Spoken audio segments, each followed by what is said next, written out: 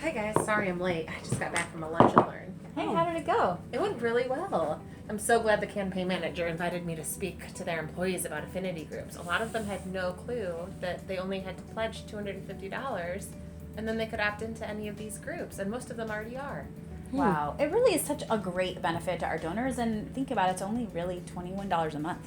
Right. I mean, to get an opportunity to engage deeper with our funded partners and address some of the critical issues in our community hands-on, and to get professional development opportunities. I mean, those are really great benefits. Right. Yeah, so before we start the meeting, since we're on the topic of affinity groups, what's going on with you guys' groups these days? Well, Women's Initiative is so excited about the expansion of their Dolly Parton's Imagination Library to all the Toledo Public Schools zip codes this year. They've been really focused on that, and now they're expanding into Oregon too. And that's so cool that Women's Initiative and the African American Leadership Council address this continuum of care in terms of literacy. Starting in kindergarten, the Room and Ready program pairs African American boys with African American male professionals to read with them on a weekly basis. So the fact that our affinity groups are addressing some of these key issues is really great. And speaking of mentors, at the Lunch and Learn, I talked a little bit about the Emerging Leaders Mentorship Program that we have with leadership donors in Toledo, and it was received really well. It's a really cool program, and I think people are really excited about it.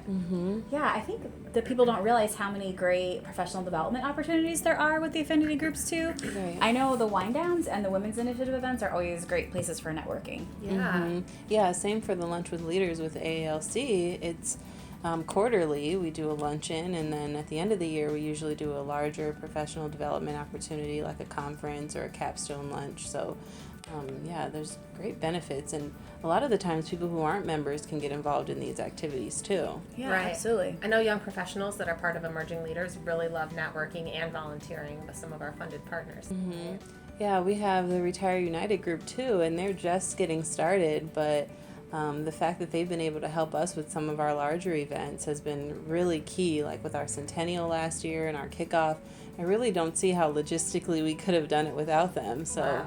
It really seems like there's a group for just about anybody. yeah. So true. Yeah, okay, well, to the meeting, I guess, right? What's on our agenda?